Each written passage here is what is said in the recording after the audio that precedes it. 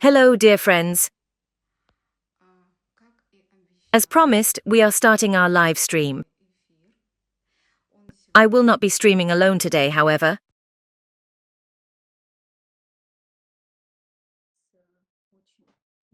I'm having a very interesting guest speaker. Hello, good evening, very nice. Good evening, dear listeners.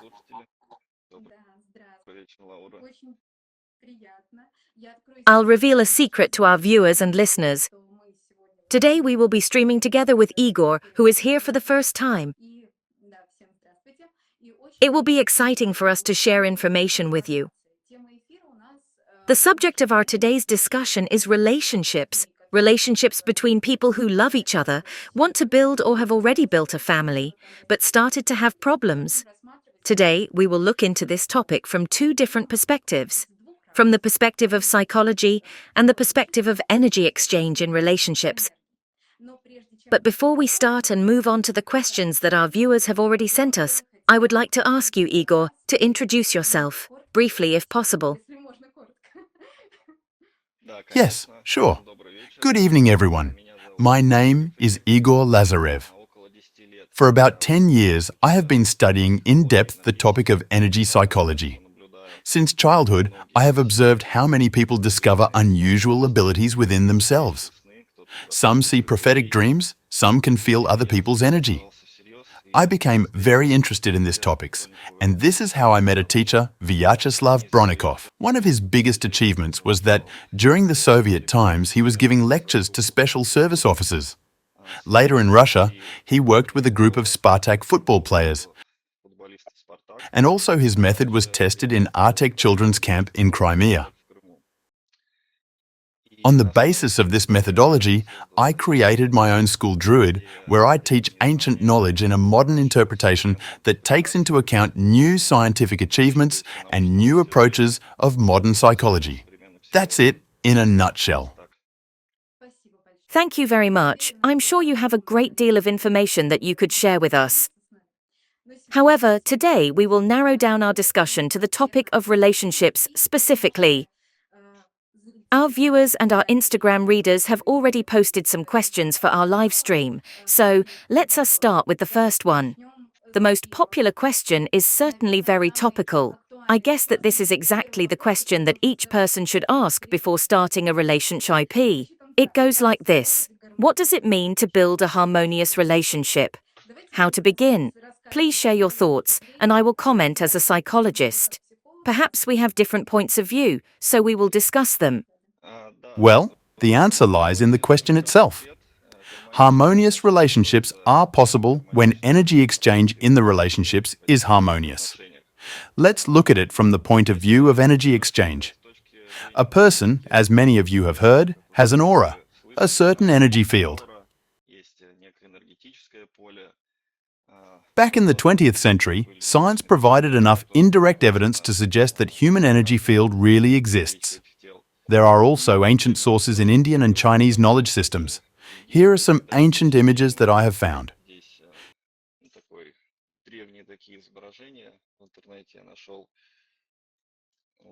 Human beings can be viewed as energy systems.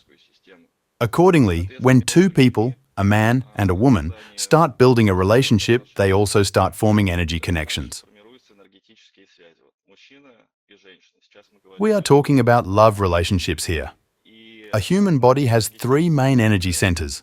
These are the lower center, the middle center, and the upper center. They are called differently in different cultures. For example, in Hinduism, they are called chakras, which are energy centers of our body. Yes, we all know the concept of chakras in yoga, for example. Well, yes, chakras are the basis. Our chakras form our energy centers. So, the better we develop our chakras, the better developed our energy centers become. In Slavicism, energy centers were called Zarod, Yarlo, and Chalo accordingly. Another example. In China, they are called the upper dantian, the middle dantian, and the lower dantian.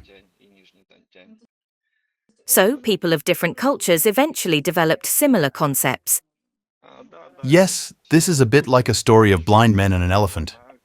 In this parable, a group of blind men in the dark tried to learn what elephant was like by touching different parts of it. Today, we too will try to look at a modern interpretation of certain concepts together. So, back to our topic. When two people meet, energy connections are created. Harmony arises if we develop these connections and get them work harmoniously. I can tell you a bit more about each of these centers and how they influence our relationships. If there are good connection in the upper center and in the middle center, where our heart is, where our feelings are, but still there is some chill, so feelings start to cool down, you can understand where this chill comes from. Accordingly, the lower center, lower dantian, I can tell you what characteristics it has, what qualities it gives. If it is well developed, I can provide more details on this. Yes, let's talk about all of this in detail. However, let me ask you to be clearer and more specific for those of our listeners who have just started to explore this exciting subject, who don't know much about it yet. For example, what I would like to understand is, when people have just met, they see each other for the first time in their life. From the point of view of these energy centers, what is happening to them? Which of centers is working? Or are they working all at once? Well, I guess most women know this feeling, when a man just comes up to her, and a woman knows this very second, whether this man worth paying attention to, worth interacting with, or not. This power is called female intuition. Our connections with spiritual world help us when we meet other people, when our bodies come into contact with others, not on the internet, but in reality. Some kind of synchronization immediately occurs then. If energy bodies do not match, then people have nothing to talk about. When they cannot establish a contact between their upper centers, they will have nothing to talk about. When it happens, by the end of the meeting, they both feel it's all over, and they have nothing more to say to each other. It means there is no energy compatibility between these people. Even in cases like this, feelings may arise sometimes. It also happens, but it is rare. People with open hearts may immediately experience the feeling of unity, some form of emotional connection with another person, some comfort. However, men are more often arisen by sexual desire too. This is also a manifestation of a man's lower dantian. This is a very basic core of a man that is responsible for developing his lower center. This is important for him. So, if a man meets a woman who has a strong feminine energy, it affects him greatly and activates his sexual energy, which is the most powerful of all. One example of this is that some wars actually started and were fought over a woman. It is precisely sexual energy that drives this. When masculine and feminine energies are harmonized, a man may go off the rails, he may turn into a hero, a warrior who is ready to do anything and everything for the woman he loves. Apparently, a man loves a woman not with his eyes, but with his lower energy center. Well, yes, primarily. A man's energy comes from below, from his lower energy center. It means that physical bodies of a man and a woman must match each other in the first place. And it is precisely our lower center that is responsible for building our physical body. So, if a girl has a good body, she is flexible and so on, then she will clearly attract attention of many men around her because her lower center is developed so well. Accordingly, if a man has a powerful energy center, he is financially abundant, he has strong sexual energy, then he will be striving to find a woman just like himself, to synchronize, so to say, to find a reflection of himself. This is a so-called mirror principle, and it works very well in love relationships. Usually, if there is a sexually attractive man with a well-developed lower center, then next to him, in most cases, there will be an equally sexually attractive woman with strong feminine energy. Because otherwise, they would simply not match each other. There will be a disharmony. They won't be together for long, will they? Well, yes. Let's say any man has a certain energy potential, certain amount of energy capacity, so to speak, and a girl may have a little less potential. Accordingly, this potential depends on how well their energy bodies are developed, on whether they have emotional blocks or not. Emotional blocks are, and we are getting into the topic of psychology here, are childhood traumas, things like this. Energy blockages interrupt the flow of energy in our bodies, consume our energy. They affect us in a way that prevents our energy centers from developing and functioning normally. They start working worse. Accordingly, if someone's lower center is poorly developed, they have health problems, problems with money, or their hearts may be closed. Now, many people who live in big cities have their hearts closed. This is understandable. Also, a person may be slow in the head, slow-witted as they say. This also may happen when his energy center is not well developed. Our mind can be trained though, through reading, education. We develop our upper center with the help of meditation and spiritual practices. Basically, all esoteric teachings are aimed at ensuring that a person opens up his heart and his energy centers, unlocks and strengthens the flows of vitality, creativity, love. Accordingly, the lower center is well developed in athletes. Also, in other people who actively exercise and train their bodies. What also matters is the food that we eat and the place where we live.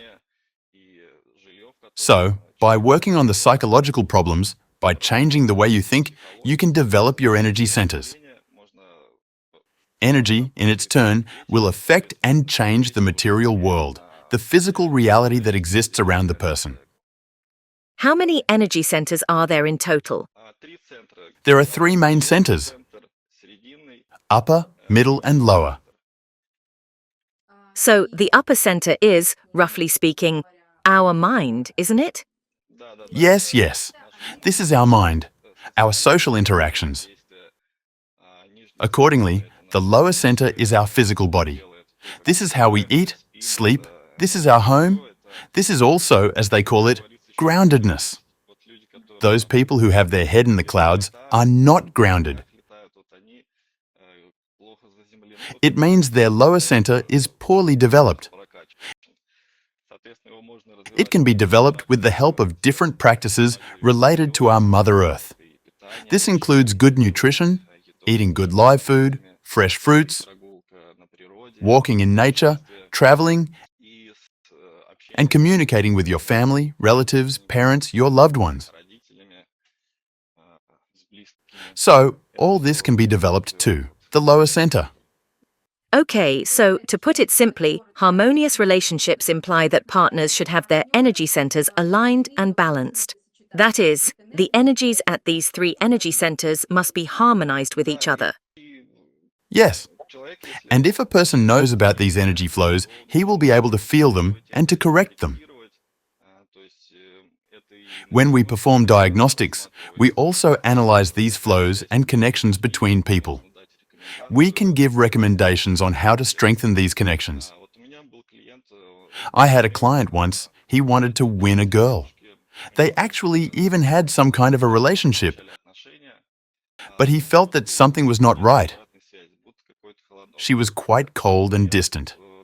We conducted computer diagnostics, and I saw that the girl's middle center was completely closed and there was no energy wave towards this man, this client. So, no matter what he did, no matter how hard he tried to win her with gifts, flowers, compliments, the girl's heart was closed, so she simply didn't care. She wasn't able to give him anything in return, love or gratitude. She didn't have any desire to give. So, there was no energy exchange. This is the situation when a man is giving, giving and giving, but gets nothing in return. The diagnostics showed it. When I told this to my client, he was able to control the situation, to deal with it. This is very interesting. From the point of view of psychology, these things look somewhat similar. When clients ask me about harmonious relationships, I always briefly say that partners should share same values. So probably, these are very similar answers because, well, views and values and energy flows, these are quite similar concepts. However, when it comes to values, we can learn about persons' values when we meet and communicate, when we talk and discuss these values? And what about energy centers? I mean, what can we do to understand that this person can be or cannot be my partner from the point of view of energy centers? Well, there is no point in conducting energy scanning of your new partner right away. It's unlikely that you will be able to understand whether he is the right person for you or not from the very start anyway. First of all, you need to ask yourself, what is the goal of this relationship, and act accordingly. Actually, the primary purpose of relationships is pleasure. In fact, most women live by their feelings and emotions. It's us, men, who want to plan and sort everything. Well, in fact, there are men with open hearts who live by emotions too. If a man like this likes someone, if he is in love, he won't even need to do anything. He will understand everything immediately. He will be ready to fight for his princess, move mountains, and so on. Certain situations may arise later, and when they do, we will have to look into them, correct something. See if the partner is committed to seeing the relationship succeed. If not, you can remain on current good, friendly terms with him and move on. Thank you very much. I think we have clarified the issue a little bit. We have discussed how people can build harmonious relationships and have found out what these relationships consist of. Before we move on to the second question, I'd like to remind our viewers that they can subscribe to the page of our today's guest speaker. When our live stream is over, don't forget to visit his page and subscribe. This is very important because there you will find a lot more interesting information on all the issues we're discussing today. Okay, the question number 2 concerns single people who are not yet in relationships. How to find a partner? What should you pay attention to in order to choose the right partner with whom you could build harmonious relationships? As I've said before, it is important to know your goals. In relationships, as well as in financial matters, materialization works quite well. If a person clearly knows what he wants, what type of partner he would like to meet, with certain personal traits, with certain values, then with the help of visualization and materialization, it's possible to kind of program the reality so that the meeting with a person like this would indeed happen. And so that further interactions would occur later on as well. Here's a real-life example. I had a client who traveled to Baikal. He had a retreat there. He was able to accumulate new energy. On the first day when he got back, we had a session. With the help of techniques that I recommended him, he was able to set some relationship goals for himself. Why does he need this relationship? What does he expect from his future partner? We highlighted several significant things. The next day, a curious situation happened to him. An event he planned to visit was cancelled, and he had to cancel another meeting too. Everything seemed to have gone wrong. But he decided to take a walk at the city centre and met a girl. They spent a very good time together. This is how the situation that appears to be negative at first turns out to be positive. This is a good example of how visualization technique works. It works in both financial matters and in relationships. I should point out here that if there is a specific person who you know and want to start a relationship with, it is better not to use this technique. If you do, it will have an impact on this person. It's better to identify the traits that you like in this person instead, and apply this visualization technique not to the person, but to the traits that attract you. Then continue visualizing, and you will either establish a relationship with this person, or someone else will come along and will make you realize that this new relationship may even be better for you because the traits that attract you are manifested stronger in another person. Igor, give me just 1 second. The battery on my speakers is running out. It is interrupting our stream. Let me fix it, and then I will be back and will add some comments on this issue. In the meantime, dear viewers, put a plus sign if you've ever observed in yourself the manifestation of abilities such as prophetic dreams or lucid dreams. Or maybe you can feel energy of people around you, or you can predict their behavior patterns. All these are sensitivity skills. Put a plus sign if you've ever observed these skills in yourself. Okay, while our viewers are thinking, remembering, and posting plus signs, I'd like to say that when it comes to finding a partner, well, I don't call it visualization, but I am always saying that before you start looking for a partner, you must understand who you want to find. What I mean is that, of course, you can always just go out and meet a random guy, but that will be nothing more than a random guy. That's why I usually instruct my clients to make a list of personal traits of their potential partner, starting from appearance and including other aspects, maybe even income. With this detailed list, you will be able to weed out those people who do not fit your criteria. I think this is very close to what you mean when you say about visualization technique. Ultimately, when people know what they want, they often meet almost exactly 90% out of 100 the partners who they want, or, roughly speaking, order. So it appears we very much agree on this issue. Okay, so let's move on to the next question. The relationship is losing its spark because of routine. Strong emotions disappear.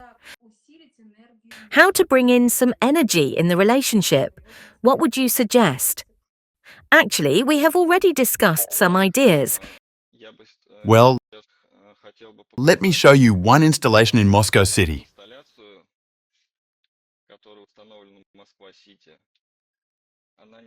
It illustrates in a way the energy that people in big cities have, the energy they live in. Here, this is one of installations in Moscow City. What we see here is people made out of metal, people with no feelings. This is a good illustration of big city life, what big city dwellers are often like. People with closed hearts. This is an important indicator. A person thinks only about money. Well, when people with closed hearts are around, you may feel that something is just not right. This is how we identify a person with closed heart. So, when you want to reignite the sparkle in your relationship, you need to strengthen energy ties with your partner.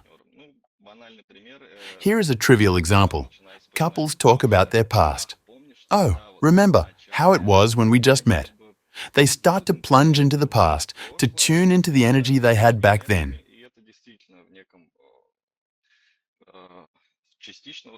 This is how they can partially restore their connections. People experience these emotions over again. They say, listen, during our first year together, our first month together, we did this and that. We used to walk in a park, to eat ice cream, to ride bikes. These are just some ideas. The more ideas you have, the better. You can think something up, and this is how you can develop your energy centers. Or read a book together. This will help you to strengthen the connections at the upper level.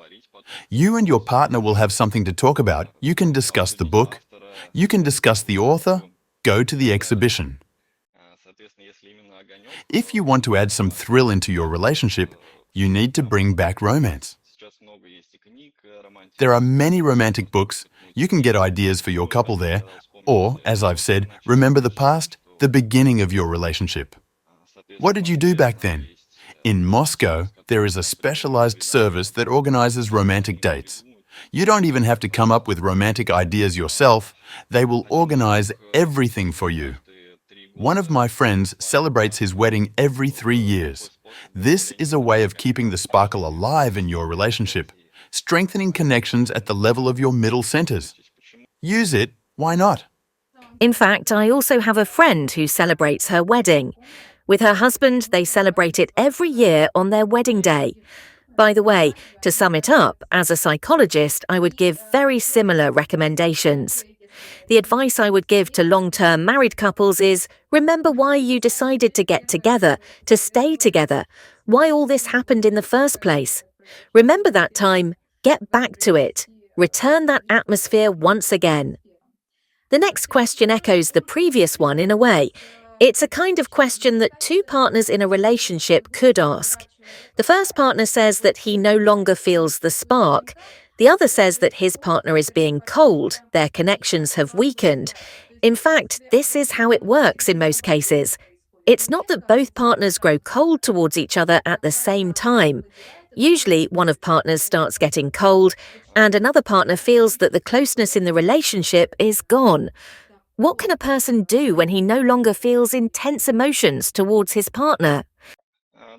Well, that takes us back to the issue of emotional connections.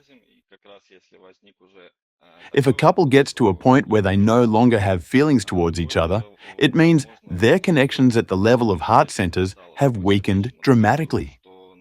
What is left of their feelings is mutual respect. Or they may have some reasons to stay together, like shared marriage property. In the Soviet Union, for example, there were very few divorces. In most cases, people preferred not to get a divorce. The culture of relationships was not well developed back then, so people often stayed together because it was easier to survive. Now the time is different. The economic situation in the country is different. You can study and obtain an education. There are many different ways to make your relationship work. This knowledge is available to all of us. So if you find yourself in a situation when you no longer have feelings towards your partner, the surest strategy is to fill yourself with emotions. One of the ways to do this is to start going on trips with your partner, preferably not very long trips, so that you wouldn't get tired. You may go somewhere together for a weekend, or you may go somewhere separately, on your own. People in urban areas often live in cramped conditions, sleep in the same bed.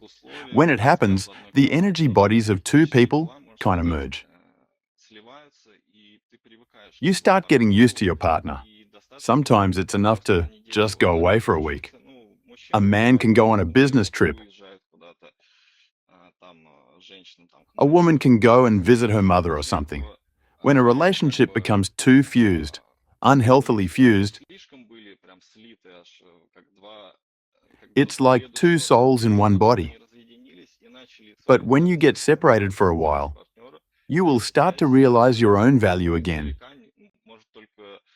and the value of your partner. This temporary separation can reignite your attraction to your partner. So this is what you can do to increase affection in your relationship. All in all, considering all the aspects of how energy works, I would recommend that you not lose yourself in a relationship, not live with two souls in one body. Always remember your own value. It's vital that partners should be interesting to each other, should keep developing themselves, improving themselves. We are constantly changing. Every day we are different. I am sure that if the person who asked this question will look at their spouse, they will realize that this person this year is different from what they were last year. 2 years ago, they also were different. So it's very interesting what they will be like next. This can even become kind of a game, a way to strengthen your energy connections. Then your will not be losing your mutual interest and affection. This is all, I think, is just the culture of relationships. It needs to be developed. And this is what you and I, Laura, are trying to do when we organize live streams such as today's and share the knowledge that we've gained from books of psychologists that are well known in the West. By the way, remember the time when we had COVID-19 pandemic? The families were locked up in their houses together back then. But just as you've said, it's important to have your own separate space and to give it to your partner. I keep statistics on marriages. At the time of pandemic, I was writing a paper on family and marriage, and I was in Belgorod, the Belgorod region. And, the percentage of divorces exceeded the percentage of marriages at that period. In other words, more people got divorced than married. So it's indeed very difficult to be in the same space with another person all the time, even if it is your partner. This is really very good and correct advice that you gave about not merging and not losing yourself in a relationship. This, by the way, is very typical of women. I really want us to stick to each other and never separate. However, this is not a healthy thing to do, and it will never have any positive impact on a relationship either. Now, speaking about what a relationship really is, I wouldn't say that it's hard work exactly, but it's a process and you need to constantly participate in it, to put some meaning into it, to add some colours. And this is not something that can be done by someone else. It will not happen at someone else's will or something. This is what partners should do themselves. So it appears we both agree on this point. The next question seems to me to have a very definitive answer, but it's very interesting to know what you think about it.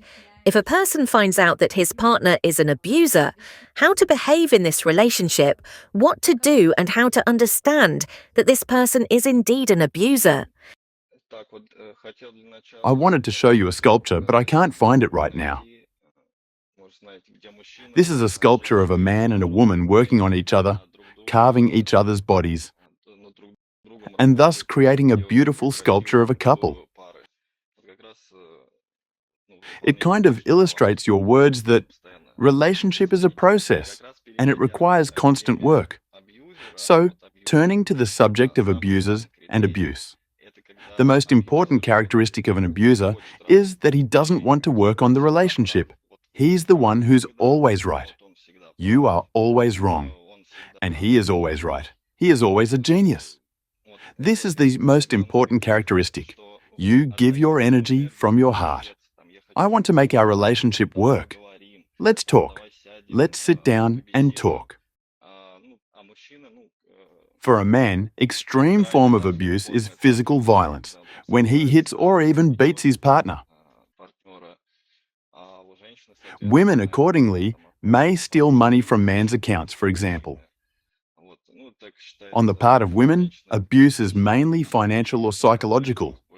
On the part of men, it is usually when he uses violence. So an abuser will be shifting the focus of your attention from positive things. For example, the fact that you are a beautiful woman, to negative, that it's all your fault, you are a lazy little so-and-so. The claims always vary. By doing this, the abuser is trying to get you into a non-resourceful state. Then he starts setting goals for his victim. If you want to make amends for what you've done, if you don't want to look mean and callous, do something for me. Go cook some lunch. I don't know. I rarely come across such people. I can't give many examples. Anyway, an abuser is the one who puts the victim into an uncomfortable state where he can set goals for this person. So the victim no longer fulfills her own goals, but starts doing things out of pure guilt, trying to make amends to the abuser. This is such a subtle interaction, it is possible when people have energy connections established. Abuse typically starts when rapport, as psychologists call it, is already established, when you trust the abuser. Then it begins. You are so-and-so. You are doing everything wrong. You are not doing this. You are not doing that. The abuser starts taking energy from you. And one more point about energy vampires here. I prepared a diagram. A vampirism is basically just a manifestation of someone's personality traits. Everyone vampirizes. Imagine balance scales. On one side of the scale, there is a person who vampirizes. On the other side, there is a person who inspires. People who vampirize others have very low energy levels. Usually, they often get sick and they have a lot of emotional blocks. Basically, their behavior may be driven by unconscious motives. They may vampirize unconsciously. They make you feel negative emotions. Transfer the focus of your attention to negative feelings. They feed off these feelings. In contrast to this, people who inspire transfers the focus of your attention to positive emotions, not to negative. They highlight your achievements, highlight your skills. Oh, you're so good at drawing. This poem you wrote is so good, and so on. This is what you can observe. It appears our commentators expand the topic of abuse with their questions quite well. Here are some more. Is it possible to recognize an abuser at first sight? At what stage of a relationship can this be revealed?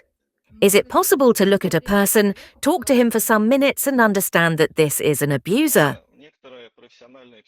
Some professional psychologists who have been studying this topic for a long time can actually identify abusive people from their photographs. People like these look in a certain way, post certain types of photographs on social networks. A number of foreign psychologists in their research papers look for such types of, let's say, human predators. Of course, it's better to cut off any interaction with people like this at once. However, it is difficult for a non-specialist to identify them. Moreover, I've mentioned before, the main task of an abuser is to establish close contact with his victim to earn their trust and to strengthen energy connections. And then it turns out quite suddenly that this person doesn't love me at all. He's only sucking my energy. He uses me for his own goals and regularly puts me into a non-resourceful state.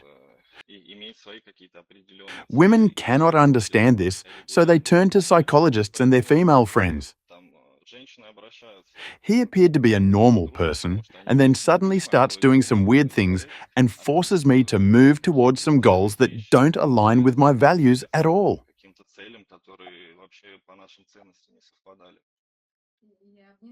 Well, I'll give my 2 cents as a psychologist.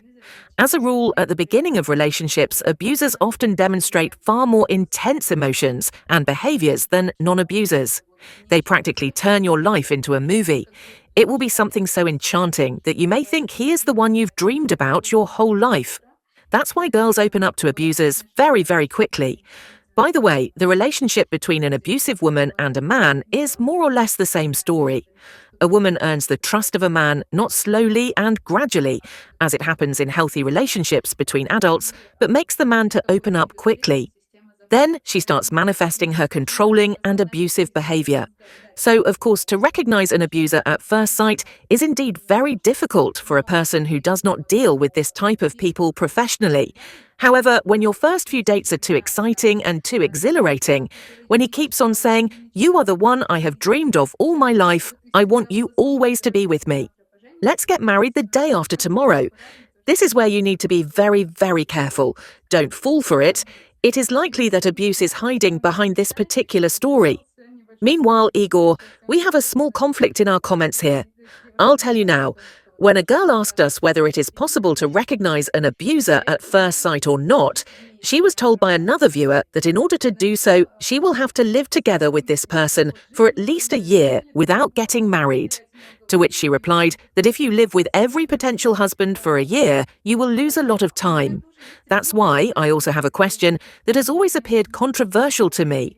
Not that it's exactly controversial, but many of my clients get surprised when I give recommendations regarding this. I mean, living together without getting married. I'm wondering, in your opinion, whether a year without registering a relationship officially will somehow help to avoid abuse. In other words, to find out whether your partner is an abuser or not. Does this indeed require a year? Because in my opinion, after a year, you will only plunge deeper into abuse and become so mired in it that you won't be able to get out of it, except with the help of a qualified psychotherapist. So, what do you think about people who live together for a long time without formalizing their relationship? How do you view this? How long can this be? What is your opinion? Well, I will now express the opinion of, I think, the majority of psychologists. They say that it is advisable not to register a relationship officially for 3 years. I personally also don't understand where the importance of registering relationship comes from. Perhaps this are also remnants of the past, of the Soviet Union times, because back then it was next to impossible to get a divorce. It was considered very inappropriate. Now you can get a divorce with the help of lawyers or government services. It's just a stamp in your passport. The thing is that it's difficult to get to know a person if you only date him for 3 months. It takes time. I'm not even mentioning getting married within a year of meeting. I think it's too early. Moreover, as they say, love lasts 3 years. It is during these 3 years that you will have an opportunity to get to know your partner. Another thing is, if we dig a little deeper into spiritual aspects of this issue, our lives are based on some kind of karma. A person's life goes in cycles. These cycles are repeated approximately every 6 months. So you will hardly be able to see in which cycles your partner lives after just 1 year. But after 3 years, you will be able to assess this. What cycles your partner lives in, how he behaves in stressful situations, and so on. After this period of time, you will be ready to make a decision about getting married, having children, and other issues. This approach appears to be normal and responsible to me. Otherwise, yes, this may seem to be an easy way to put a stamp in a man's passport within a year or so, to drag him into family life. But these days, it's not possible to keep a man on a leash. Neither stamps in passports nor children will do it. You can keep your relationship strong and healthy only by developing your energy connections. Developing these subtle connections between all your centers, lower, middle, and upper. But some women try to influence a man's decision. They keep on saying, let's get married, it's necessary, necessary. They nag the man. Sometimes women do it because of emotional blocks, or because they attach too much importance to marriage and social status. Sometimes men can even get afraid of this. I mean, they start thinking, why am I being dragged down the aisle so early? However, in support of girls, I should add that if a man has been with a woman for 3 years, 4 years and more, and he still doesn't propose to her, then the girl should think carefully whether his goals are relevant and whether he takes you seriously. All in all, if you plan to have kids and grandkids, but your partner of 5 years still cannot decide whether your relationship is serious or not, you'd better stay friends with him and find someone else who is more suitable for your purposes. That's exactly why I'm saying that it is always important to determine the goals of your relationship first. And then you visualize your perfect partner.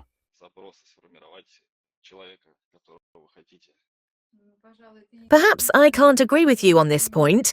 When it comes to time frames such as 1 or 3 years, we should remember that a woman has a limited time when she can have kids. Since the moment when she enters childbearing age and can get married to the moment when she stops having children, she has a very limited time. So she won't have much of a choice if she has to spend 3 years with each of her partners. Usually what I tell my female clients is that, as a rule, a man is either ready to get married or not. I mean, there comes a certain moment when a man realizes that he wants to get married. By the way, men usually are far more specific when it comes to choosing a partner. In most cases, they know much better what kind of woman they want. Girls usually see things like, let us meet, and then I will make him change. Men expect a woman to change much less often. So that's why I'm saying, and it seems to me that only a very patient woman or a woman with low self-esteem will agree to live together for more than a year without getting married, making the relationship official. When it comes to marriage, we are in different positions. I'm not talking about a stamp in a passport here. For some people, the stamp matters, for others it doesn't. It may only be a church wedding that matters. People can belong to different religious traditions altogether, or something else. The thing is, however, that when a man says, I want you to be with me all my life, it implies that he has a proactive attitude. And this is precisely what the words getting married mean, being proactive in this matter. Because traditional women hardly ever say, you know, my dear, I decided that I want you to be my husband. Let's get married. Therefore, women wait for proposal not because they are predators or want to eat men's hearts or something. They have no other option. They wait because they are in a passive position. If a man does not make a proposal within a year, it most likely means that he is simply not ready to get married, to build a family. Well, now I am addressing those girls who are watching us and are tormented by these questions.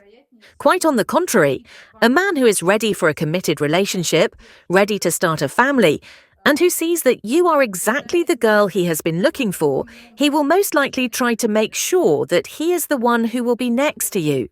This is my point. In this case, we disagree, and it's okay that we sometimes have different points of view. So that's what I think, but nevertheless, it is very important that we both agree on the point that a person needs to understand what kind of partner he wants before getting into a relationship at all. Then you should decide for yourself whether you are ready to date your partner for a year or more. Do you need a year for this? Are you ready for 3 years? Or are you not ready? This is something you really need to decide on. If, for example, a girl has a lot of time ahead, she is going to build a successful career, and she also wants to get to know her partner better, then it is quite possible that 3 years will be okay for her. I still have 2 more questions, but we have very little time left. I really enjoy talking to you, Igor. Thank you very much for joining our stream today. I'd like to remind our viewers once again that you can subscribe to the page of our today's speaker. Don't forget to do it when the stream is over. Well, after marriage and having babies, the relationship between the two partners changes, and it changes in a very interesting way. The relationship is getting colder, spouses are getting tired of each other and face emotional burnout. How to maintain the energy in a relationship so that to keep the love in your marriage alive. Here I'd like to add something about men. When you are dating a man, you are spending time with him, a year and more, as we've just said. You can also discuss your common values and set some goals. When your children are born, it will be easier for you if your values and goals align with that of your partner. It will be easier for you to survive these difficult times because you have shared goals that motivate both of you. Of course, at moments like these, a woman is mainly focused on her children, while a man, accordingly, is focused on earning money because he has to pay for all expenses and to support his family. And this is exactly the moment when their energy connections, the connections between their energy centers, start weakening. When it happens, I would recommend that the man thinks about hiring a nanny. You can delegate certain tasks to her while the man can organize a romantic date, where the couple can disconnect from the hustle and bustle of everyday life and relax. This will serve the purpose of strengthening energy connections in your couple. So don't forget about yourself. Don't forget about your couple. Take care of your relationship. And then when you had a good rest, when you relaxed and your energy levels were restored, you can continue to take care of your children. Move towards your common goal. So, if your relationship turned a bit colder, don't worry. In the first part of our live stream, we have already discussed some recommendations. They include remembering the past, how it all started, and thinking about the future. What will happen when your children grow up and have their own children? This will create a kind of synergy of love. If you strengthen your energy connections, then at a certain moment, a family egregore will arise. When kids are born, there are no longer just 2 of you. There is a whole family system, a husband, a wife, and a child. This is a holistic form of, let's say, an energetic cosmic person which has 3 entities in a single body: a husband, a wife, and a child. The highest spirits work with earthly energies precisely in this hypostasis, perceiving us as more than one. Nowadays, there are rising trends that people don't want to get married and choose to be child-free. These are misconceptions. A person's energy can only be harmoniously developed when he has connections that are developed into his family egregore. When he gives birth to descendants, passes his energy, strength, and power further on. When he continues his bloodline and contributes to the development of the entire planetary system. I'd like to address our female viewers now. The advice about nannies is a very good one. Girls are often afraid to leave their child with someone, but just imagine that you put your marriage on one side of the scale and a nanny on the other. Otherwise, you'll be just burned out. So it always makes sense to trust, if not a nanny, then perhaps a grandmother. Because after all, we always trust our relatives more than strangers. Even aunts, it doesn't matter who, but take this step, and perhaps it will save your marriage. Our viewers tell us in comments that many people have no idea how difficult it is to give birth to a child, and that it would be good if any person could attend courses for young families. I totally agree with it. It would be great if we had more courses like this, because unfortunately most of our girls, when they get pregnant, don't have any idea about what giving birth to a child is like. They lack knowledge, and they are unprepared for what awaits them. Childbirth is not an event that happens every day, after all. Courses for young families could make things much easier for both men and women. If young people could talk about it, discuss what it is like when a child is born, everyone would benefit. Now we have 8 more minutes and 1 more question. I think we'll make it in time. The question is, living with my parents is a nightmare. What should I do? The person asks this question in the context of a relationship, so I guess it implies that he and his wife, or she and her husband, live with their parents. So they ask, what should they do? We live in a modern world, but, surprisingly, certain old beliefs and traditions still exist. For example, in some Muslim countries, the youngest child must stay in the house of his parents. Right now, a technological singularity is emerging on our planet. Modern technologies are developing rapidly. People are moving to cities. So it makes the whole way of our lives change. I have an example, not of my client, but of an acquaintance of mine. She married to a man who was forced to live with his family. So, when they started to live together, a conflict between the old way of life, that of his parents' family, and the new way of life, the way of life of his own family, started to arise at a certain point. Usually, in situations like these, the conflict will be growing further. Using a magical language, we can say that the new family egregore that was created by a young couple couldn't coexist with the old one created by the parents. As a rule, parents try to teach a young family, you should do this, grow kids this way, and so on and so forth. One more example. My father told me about it. In Holland, young people try to separate from their parents as early as possible and try to become self-sufficient. They rent apartments with friends. Young people detach themselves from the old egregore and create something of their own, something new. This is a transformation of our society. This is what I call development, and I think this is very good. Okay, so a conflict between a young couple and parents arises, and it's like a nightmare. What should I do? The answer lies in the question. When it's a nightmare, when life becomes unbearable, you just need to remind yourself that you live in a modern world where you don't have to live with your parents. These days, people fly into space, make robots and artificial intelligence. But we still can't figure out what to do with our relationships, who we should live with. Let's get more serious, solve our problems and move forward. By the way, I want to thank all our viewers who participate in our discussion and write comments.